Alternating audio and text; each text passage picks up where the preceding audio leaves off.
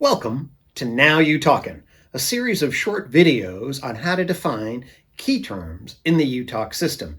Today we're actually defining two terms, ontology and epistemology. The last video we defined metaphysics.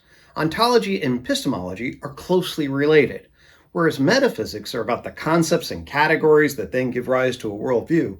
Ontology is the concept that pertains to what one says is real or one's theories about what is real, whereas epistemology is about what one knows and how one knows it and whether one is justified in making those knowledge claims. So what is real, how one knows, and how one's justified in making those claims are ontology and epistemology.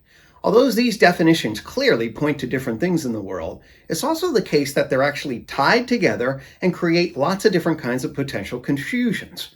For example, the first article I wrote on the theoretical unification of psychology, I argued that the field faced a problem of epistemology. I've actually recently written a book that sort of changes the focus and says that the actual core problem is one of ontology. I share that to suggest that these things are really interconnected. Let's shift over to the hard problem of consciousness. The hard problem of consciousness refers to what is it like to be an organism or animal, and in particular, what are the neurobiological mechanisms that give rise to this phenomenon?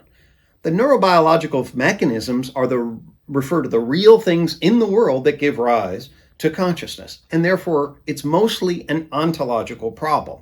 And they call it the explanatory gap because we don't understand the mechanisms. However, there's something really interesting about consciousness related to epistemology, and that is if we're talking about the subjective conscious experience of being, the only conscious experience of being that one can observe is oneself from the inside. You can never observe another. So actually, the hard problem of consciousness in terms of its mechanism is ontological, but since we can never see it, there's a real epistemological problem that's associated with consciousness also. Indeed, I would argue that there are at least two different problems, one of ontology and epistemology, because we can't observe it when it's happening, and especially if we ground ourselves in the epistemology of science, which is based in observation. Let me go back to psychology. Remember, I said that when I made the argument that I could theoretically unify the field, I said there was a problem of epistemology. What I meant was all those different schools of thought have different languages and use different kinds of evidence to make their claims. And so I was correct in saying there definitely is a problem of epistemology. However, when we ask the question, what is it in the world that psychology is about? We have now shifted and are now talking about ontology. And basically, I argue we've missed the dimension of mindedness, that mind-animal dimension between life organism and culture person, and it's that gap in our ontology that we need to solve the problem of psychology. So you can see that epistemology and ontology are both related, they're separate, at the same time they're separate, and they actually fit under the umbrella of metaphysics. UTOK really tries to tie these together in a coherent way. In fact, one of the things that I argue is the concept of behavior connects to science metaphysically, ontologically, and epistemologically.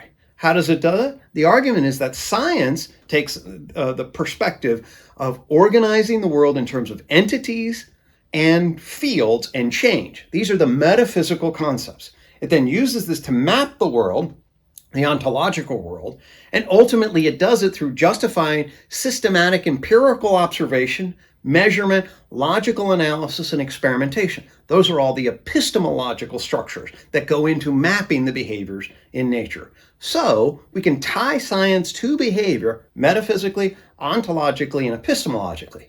And when you do that, you see that we can understand ontology. Hey, those are the things in the world that science maps. Epistemology, that's the way science does it. UTOK helps us make sense of both of these terms and how they're interrelated.